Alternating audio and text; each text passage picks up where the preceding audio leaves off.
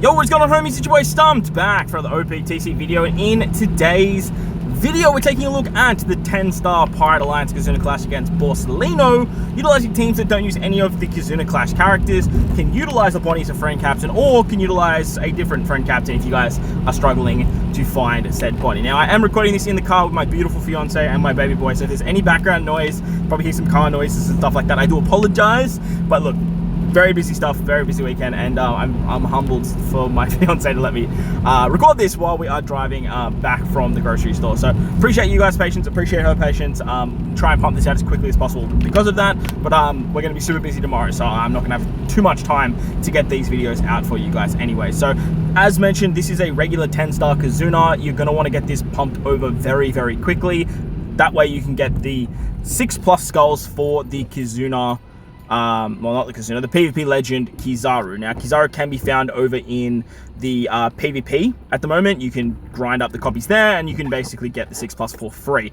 Also, in boxes 4 to 6, you can get the Sentamaru babysitting the rowdy girl, which will be the Super Evolution skulls for the 5-star free-to-play Sentamaru you guys got from the co-op event. Now, I was very busy, and I actually forgot to use my medals, well, my gems, so unfortunately I don't have said Sentamaru. So like I said, don't expect too much Sentamaru content coming in the future, so apologies for that. I do need to be a little bit better with managing my time, because yeah, I just completely missed that. So let's dive in. Like I said, we are utilizing either a Bonnie friend captain if you can find one.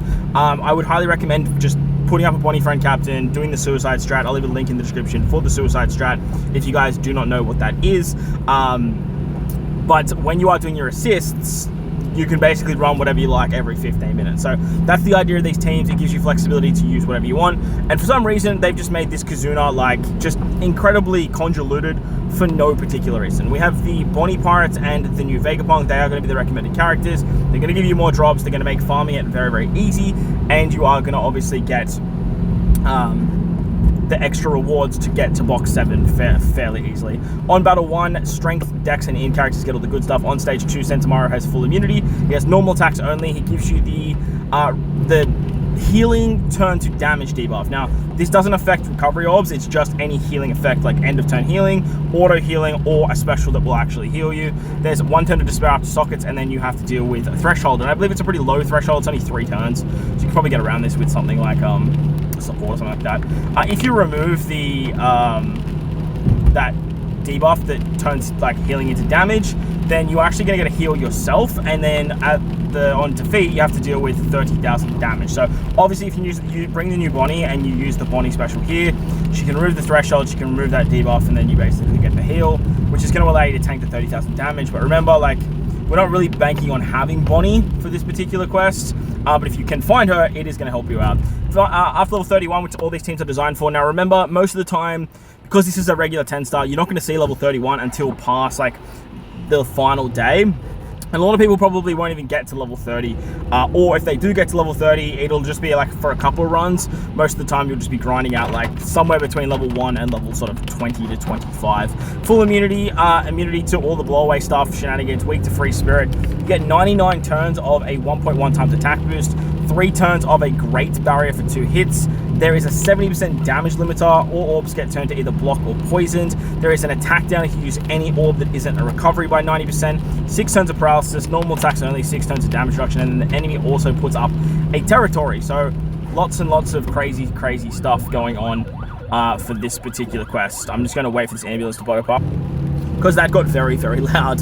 So the team we're using looks a little bit like this. Now, as I mentioned, if you guys can find a Bonnie friend captain, then use Bonnie as a friend captain. However, if you can't find Bonnie as a friend captain, Verse Luffy is going to be the best thing to bring for your friend captain option.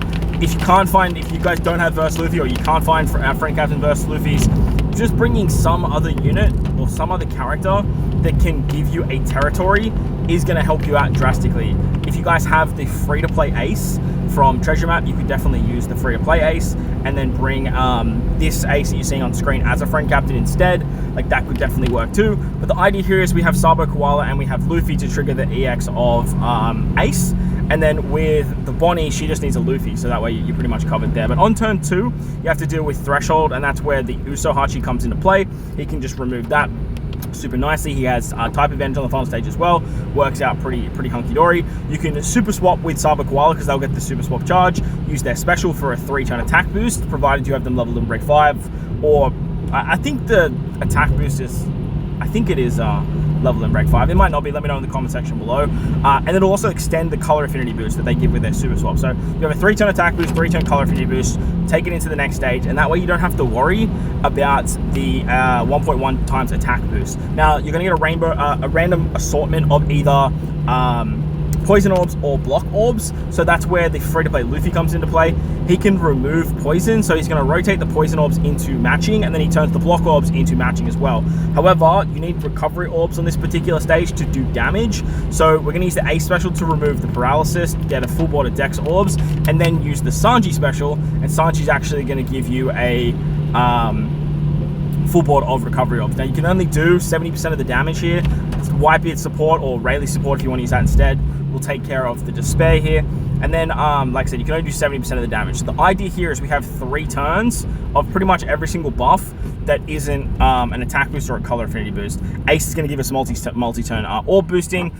We have a chain lock with Luffy, and then with Sanji, he actually swaps into the captain slot, so that way you can actually use his super class on the second turn to get a chain boost, and then swap back into Ace, and then use the EX of Ace to give you an attack boost, because remember, you can only do 30% of the damage there, so that's going to be what you want to go for here. Now, ideally, you probably want to lock your orbs as well. I'm pretty sure, actually, now I'm thinking about it, he might not, but there is a free-to-play Jinbei support.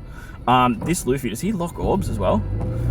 He does not. So there's like a free-to-play Jinbei support that you can use for free spirit characters. This whole team obviously is free spirit, so that works out quite nicely. And then with the Bonnie or the Luffy friend captain, you are bypassing the territory as well. Bonnie's what's it called? I think it's this one. Yeah, this one. Bonnie's super class is going to give you a full body recovery orbs as well, so you could technically just use that instead, but like locking the orbs is going to be a really nice way around that as well. So like I said, you have an attack boost, color affinity, orb boost, chain lock for the first turn, and then on and a territory with versus Luffy, you have a conditional buff to defense down as well, but I believe the enemy's immune to defense down. I believe they just have full immunity, right? Yeah, full immunity. So fortunately, you don't get the defense down because quick isn't boosted. You don't get the verse effect, so you won't have increased damage taken or anything fun like that. But at the same time, you should still be able to take it down. All right, so moving on to the next variation, we have the Psy variation, and obviously the Bonnie Pirates and Vegapunk are boosted once again. Flight is free spirit, and Cerebrals go to the good stuff. In Battle 2, you have to deal with a full board of block orbs, locking slots, normal attacks only, 4 stacks of hunger, which is very hard to get around. Not a lot of characters can bypass 4 stacks. Most of the time, it caps at around 3. You get an attack down of 90% if you attack with the recovery orb, and then there is a 3-turn attack down if you're below a 3 times chain lock. So very annoying stuff here. They obviously want you to either bring a hunger remover, or if you're going to reuse recovery orbs, you're going to want to make sure that you tap with at least 4 of them. Otherwise, you're going to do no hunger removal, and then you're going to want to have 2 elsewhere to actually do damage. So bit of a yikes situation in that regard. But look, at the end of the day, they do like to make these Kizunas very challenging. On to Battle 3, there is full immunity, immunity to blowaways and defeat specials, weak to free spirit, and then there's a slot barrier for 3 recovery orbs. You have to deal with 7 turns of threshold. There's an intimidation for 1 turn if you apply an attack boost. There's 4 turns of despair, which go down to 1 after socket, 6 turns of attack down, normal attacks only. If you eat recovery orbs, so if you heal up with your recovery slots, you are going to take damage instead of healing. 12 turns of a 20,000 burn as well, which is a lot of burn damage, man. And then if you do any set chain multiplier stuff, you're going to get 4 taps with slot bind. And then on defeat, Borsalino, I believe he comes back with like a fixed 1 million HP, or is it 10 million HP? I can't really read that right now, but I think it's either 1 to 10 million HP. Either way, it's not a lot of HP, but then he binds your friend captain for 10 turns, which go down to 7 after sockets. He then removes the barrier, which is like, woo, whoop-de-fucking-do, but, excuse my French, sorry, I should have sworn my upside in the car. he removes the barrier, and then after one turn, which you're going to have to deal with, you have to do a special bind, special reverse, and normal attacks only. So the team we put together looks like this. And this time it's led by Verse Luffy. Now, if you can find a Friend Captain Bonnie, then I would highly recommend bringing a Friend Captain Bonnie. But if you can't find a Friend Captain Bonnie, it's not the end of the world. You can either run double Verse Luffy here, you could bring another Ace, you can just bring any other free spirit character that's going to give you some sort of buff, maybe like Ori and Yamato would be a really good option, something like that. As long as it's a free spirit captain, this team should work the exact same way. But on turn 2, you want to give yourself a chain boundary to carry into the next stage. So ideally what we're going to do here is use the Sanji special. He rotates the block orbs into recovery as well, which will help you break the barrier. However, if you attack with recovery orbs, then you are going to do less damage, but it also helps you get around the 4 stacks of hunger. We can also use the swap of, or the super swap I should say, of Nami Karina. That's going to rotate adjacent orbs, I believe it is. I have to triple check this, because if it's not, then we might be absolutely screwed. But I believe their super switch just does adjacent orbs and block orbs. Yeah, so it's just adjacent orbs and block orbs. So the idea here is you use their swap to get G orbs. You get 3 turns of base stats, and then you still have, well, I mean, you have the Sanji base stats, I guess, but the base stats of Nami Karina is actually pretty good because it's 3 turns, but at the end of the day, it's not going to matter all that much, because again, we're only going up to like level 35, 40. Sanji's going to give you 3-turn chain boundary. You can swap into captain, swap out of captain with his chain burst, just give you a little bit more damage here. And then you can basically kill that stage, eat the recovery orbs. Well, actually, is the recovery orb damage on stage 4, or is it on? Yeah, no, it's until stage 5. So you can eat the recovery orbs, get some auto overheal damage, like overheal going, and then you could easily kill there, and that should be absolutely fine. And then when you move into the final stage, you'll have Luffy as captain, so you can bypass most of the burn. You have Chopper to remove some more burn. On the revive, Luffy helps you remove the bind on your friend captain. Switch back into Karina to remove some of the threshold. Swap with the Sabo Koala unit, so that way you're getting color affinity and attack boost. Remember, the intimidation will remove by 1 turn, but because it's a 3-turn attack boost, you'll actually still keep that.